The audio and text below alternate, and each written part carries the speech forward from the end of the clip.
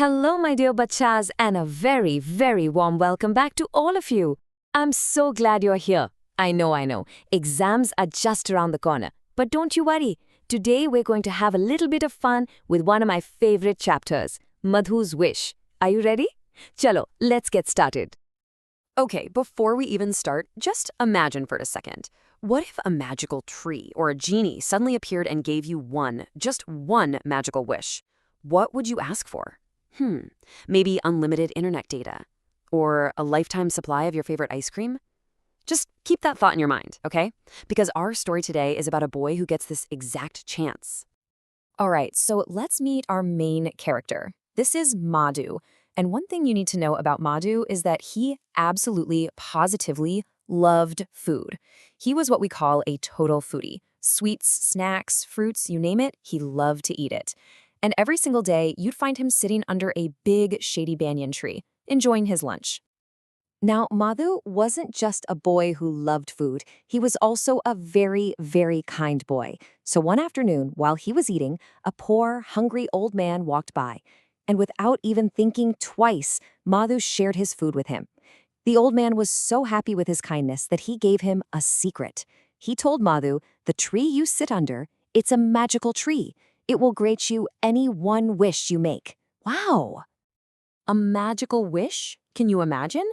Madhu's eyes probably went wide with excitement. He knew exactly what he wanted. He closed his eyes, and with all his heart, he wished, "Oh, magical tree, please let me have all the different types of food I want. Nothing else." Just food and nothing else. That's an interesting choice, don't you think? Let's see what happens next. And just like that, the magic began. Instantly.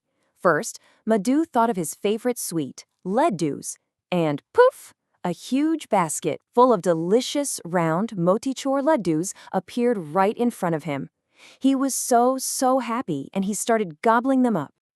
But after eating so many Ladoos, he felt like having something different. You know how it is. So he thought, now I want some fruits. And just like that, another basket appeared. This one was overflowing with juicy grapes, sweet mangoes, yellow bananas. It was like a feast fit for a king. But of course, after all that sweetness, you want something salty and spicy, nah?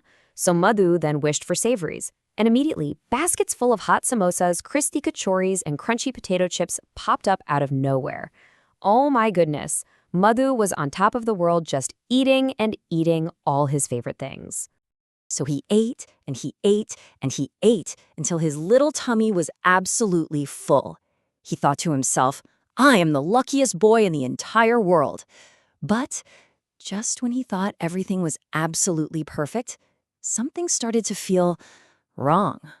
A small problem at first, but it was about to become a very, very big problem. He had mountains of food all around him. But can you guess, my dear children, what was the one really, really simple but super important thing that he completely forgot to wish for? Any ideas? Hiccups! He suddenly started getting hiccups.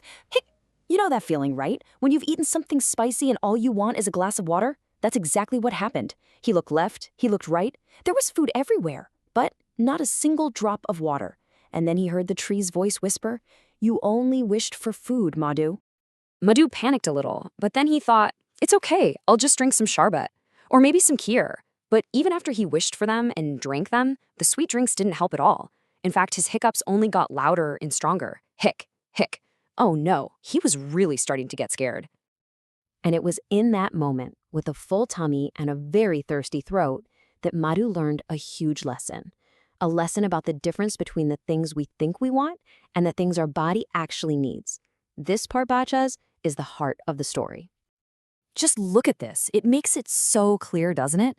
On one side, you have all of Madhu's wants, all the fancy, tasty things, ladoos, fruits, samosas. And on the other side, there's his one simple need, water. He finally understood that without that one basic need, all his other wants meant absolutely nothing. And that's when he finally got it. He prayed to the tree again, but this time he said, "Please, please take all this food away. Just give me a glass of water." He truly understood. Just as he said, no other drink can replace water. And Poof! A jug of cool, clear water appeared. He drank it all down, and finally, his hiccups stopped. What a relief. Such a wonderful story with a beautiful message, nah? But okay, now, for the important bit. Let's get you all ready for your exams. Chalo! We are now going to quickly look at some questions from this chapter that will help you score full marks, for sure. First things first, a new word we learned today, savouries. Don't worry, it's a very simple word, Beta. It just means salty or spicy food. Not sweet things like gulab jamun, but snacks like samosas, potato chips, or matri. Got it? Easy to remember. Okay, now listen carefully. This is a very popular question from this chapter. Before giving Madhu his wish, the tree said, think it over. Why do you think the tree gave him that advice? Here is the perfect point-by-point answer. First, the tree was very wise, right? It knew that wishing only for food was not a good idea. Second, it was trying to give Madhu a little hint, a chance to think about other important things he might need, like water. And third, you can say it was like a friendly warning that his wish might get him into trouble. Just write these 3 points and you will get full marks. And here's another quick one for you. This is one of those easy-peasy questions that helps you score marks fast. Can you remember some of the yummy things that Madhu ate? See, it's so simple. Just remember to list them in categories. First, sweets like Ladoos. Second, fruits like grapes and mangoes. And third, savouries like samosas and kachori. That's it. You've got this. And before we go, I want to leave you with one small thought. Madhu learned how important something as simple as water is. So my question for you today is, what is one simple thing in your life that you are really thankful for?